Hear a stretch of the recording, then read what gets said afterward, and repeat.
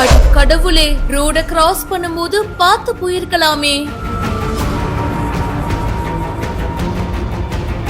ஒரே குடும்பத்தை சேர்ந்தவங்களுக்கு இப்படியா நடக்கணும்?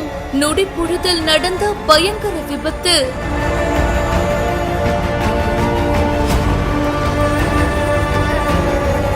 காங்கேயம் சென்னிமலை சாலையை சேர்ந்தவர் ராஜமாணிக்கம்.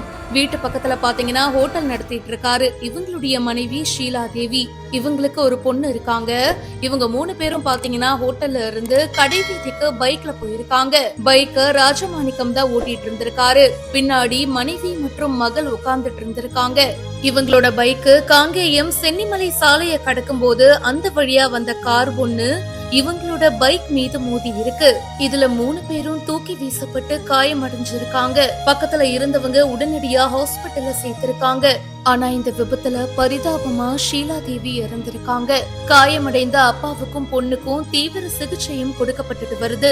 இந்த விபத்தை ஏற்படுத்தின கார் ஓட்டுநரை கைது பண்ணி போலீசார் வழக்கு பதிவு செஞ்சு விசாரணையும் பண்ணிட்டு இருக்காங்க. விபத்து நடந்த சிசிடிவி காட்சிகள் இப்ப சமூக வலைத்தளங்கள்ல வெளியாகி பரபரப்பை ஏற்படுத்தி இருக்கு.